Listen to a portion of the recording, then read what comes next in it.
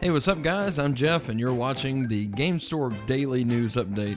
That's right, Saturday version of this update. There's just so much news I couldn't help myself, not to mention that some of the stuff is so juicy, I just didn't want to wait till Monday. Let's dig right in. Gamestork, delivering news, reviews, and playthroughs like a newborn baby. So apparently it's come out that Capcom almost made its own Amiibo for the Nintendo Switch for Resident Evil Revelations 1 and 2, which has come out. Now we do know that this does have Amiibo support, but it's interesting to think about the fact that they almost made Amiibo for Resident Evil Revelations. Now they have created their own Amiibo in the past, which was for Monster Hunter stores in Japan, and the company came out with several different figures. So you might be interested to know that they've also played around with the potential Amiibo for other franchises as well, and it looks like possibly in the future they may do the same thing. Now in an interview with Famitsu this week, Capcom talked about the fact that the Resident Evil Amiibo really almost happened. Now, you know, in talking about new Switch releases, Ryota Nitsuma told the magazine that they plan to make figures for Resident Evil Revelation, and the team went into the phase where they made the 3D models and composed them. Now once they were here, they said that something happened. They wanted Jill and Claire to be their characters, but they decided on Hunk and Lady Hunk. These characters are selected when thinking of well-known Resident Evil characters that also have a big role in Revelation's raid mode. So, what happened, nobody's entirely sure. Nizuma only said that various circumstances caused them to be able to shut down the production of this, and even the idea, the team, everything they were doing was shut down by some unknown circumstance. So, which various circumstances, technically. Nakanishi did indicate that he was still very interested in making Amiibo in the future, but we'll have to wait and see whether or not this will happen. Now, the Resident Evil Revelation game, again, it does actually feature Amiibo support, just not with any figures that they have made. Once per day, you can obtain ammo points and, you know, the usual stuff that Amiibo typically gives you. So this is something you might want to check out. Scan Amiibo, and if you happen to have some of those old Monster Hunter Stories Amiibo, scan those and let me know if those work too. I personally don't have those, but if you do, that would be kind of neat to see, honestly. Super Mario Odyssey Update 1.1.0 is out now, and I know what you're thinking. You're like, okay, tell me what it is. What are we looking at? Is it this huge graphical thing? Is it this? Is it that? Well, all they have listed is the fact that the patch notes say that the Korean language support has been added and no other adjustments have been made or implemented at this time. So it looks like, even though this is a big update for Mario, which I guess all updates technically are big updates, this one is just more of a language support thing for those who do speak Korean and really want that Korean language on the game. There's a game I'm waiting for, which is called Battle Chasers Night War, and their developers said that they've made significant breakthroughs on getting the Switch version closer to release. Now, we know that they have been struggling to some degree because they've been outwardly spoken about the fact that they were having a difficult time porting this over for some reason, but it looks like they're starting to figure things out. They're starting to figure out what it means to put things on the Switch through, you know, I guess trial and error at this point. But here's a full update on what they said. They said, working with Unity, we've made some significant breakthroughs and are now confident we'll have a build ready to submit to Nintendo very soon. Performance is looking good and many significant bugs have been resolved. In light of this, we're at the end of the tunnel. Now, we know many of you are anticipating the version of the game the most, and we'll try to be as transparent as we can regarding the process to launch, and here's how it will go. The build goes through THQ Nordic QA testing prep for submission, and we're close to starting this process. Once approved internally, the build will go to Nintendo for certification, and this step can take about 10 days. After approval by Nintendo, the game goes gold, and THQ Nordic begins manufacturing and distributing the game. This is the longest phase since it involves making the physical copies and getting them to store shelves for launch. It can take up to 6 weeks. We release both physical and digital on the same day, so as soon as we can get it on the shelf, it will be fully launched.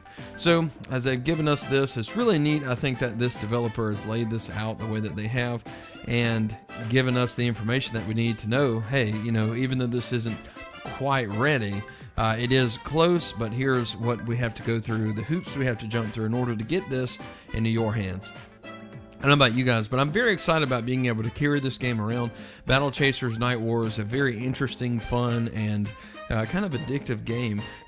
And I can't wait to play it on the Nintendo Switch. It's going to be really awesome, which the Switch kind of makes everything awesome. But this is one that you can jump in and really just take it in bite-sized portions, and I think that it would be great on the Nintendo Switch. A really great fit to be able to carry and play on the go. So if you're like me and you love Splatoon 2, man, there's some really cool news here. If you look at stuff and you're like, okay, well, you know what, I'm really interested to see the ages of Marina and Pearl. Well, guess what? Now you know. I mean, most people look at them, and a lot of people wouldn't even think about that. They would just be like, well, you know, who cares? But me, I'm very interested. And it looks like an art book has revealed the ages of Pearl and Marina from Splatoon 2. So in Japan, a new art book for Splatoon 2 released this week. And one particular section, as you see in front of you, of the book has information about the ages of the members from Off the Hook. Pearl is apparently 21 years old, the art book reveals, and Marina is actually a bit younger at 18 years old. So it looks like these are adults, which I think is really neat. It's kind of surprising to me because in my head I was thinking that they were probably younger to appeal to a younger audience there in Splatoon 2. But hey, they're 21 years old, 18 years old. These are two adults running their show. They're Off the Hook, which is really neat. So to a lot of people, that might be useless information. But to me, I think it's, you know, it's kind of some good stuff. Because, hey, the more you know, right? But knowing is only half the battle. G.I. Joe. Anyway. All right, so Black the Fall is heading to the Nintendo Switch. This game looks really interesting, and it's one that I'm very excited about, which I don't know if you guys know this about me. I love indie titles. I really love all games on all consoles. I love new experiences and, you know, graphic capabilities and stuff like that. It's not as important. I do like great graphics. I like seeing things in 4K on things like the PS4 Pro, but the bottom line when it gets down to it is that I love a great experience, and Black the Fall looks like it's going to be a great experience. So after decades of toil, an old mechanist plots his escape from the oppressive grasp of the communist regime. Through hidden passages, shadow, and grief, he struggles. Ingenuity, reflexes, and deception are his tools, and along the road he befriends the most unlikely creature, an abandoned little robot. And could they escape the bleak and deadly world together? This game features, you can unravel the puzzles buried within the oppressive atmosphere of the dystopian dictatorship, harness the power of stolen designator tool to manipulate both man and machine, befriend a lonely lost robot and earn its loyal companionship, also take your shot at overwhelming and overthrowing a communist state inspired by real world events. And this seems really cool. The art's really cool for this. I think that it's one game that we ought to look forward to, and I'm excited. Speaking of new games, there's another one called Plague Road, which is slated for the Nintendo Switch this next week. This game is set around a city being consumed from within by disease. Plague Road tells the story of a lone doctor who was abandoned their home and now returns to learn the fate of those that they left behind. Travel from the safe refuge of your farm to the series of regions progressively more affected by the internal and infernal plague. And on the road, rescue survivors and choose whether to use them as traveling companions or to improve the doctor's farm and gain access to new abilities. How does your farm progress? Well, it depends upon where you assign your survivors to work. Some survivor types are more valuable in certain jobs, but they may be more useful still if kept available for expeditions. Surviving the road will rely on your ability to fight horrors created by the plague and combat encounters featuring grid-based positioning and turn-based strategy mechanics. This game is very close. It looks very similar in a lot of ways to Disgaea, and it's one that you should be excited about. It's really neat. I like, again, I always say I like the art, but I love new experiences. I love this. I love the idea of the story and the atmosphere, and I can't wait to play. And this is coming next week. Oh, yes. Thank you. All right. Speaking of more games, games to finish this out. The next thing is Mutant Mudds. If you're a fan of Mutant Mudds, well, good for you. You should be. It's a very solid platformer. And Mutant Mudds Collection, it's heading to the Nintendo Switch on December the 14th, and it will be priced at $14.99. This game involves 3 different games. It's got all 3 really built in there, released on the Switch, and you can't beat that. It's a very good deal, which means 3 full games, $14.99. 3 full games at $14.99. Anyway. Oh, we're having fun here. All right, so I got one more game to present you, which I'm stoked about, and I'm also very interested, really just to see more when it comes to this game, and it's one that I really can't wait for. If you haven't heard of it, it's called Blossom Tales: The Sleeping King. Now, this gets a Switch icon and release date, which is coming soon. And as you can see right in front of you, by the post that was put on Twitter, they made a good joke about it, saying that this got the Switch icon, and then a game will be included with it, which I thought was, kind of funny. But this is a delightful mix of Zelda and Princess Bride. Blossom Tales' narrative will unfold in a form of a fable being passed down from grandfather to grandchildren. Unable to resist their adorable plea, the old storyteller weaves a tale in which Lily, a heroic girl, becomes one of the most esteemed knights in Rose.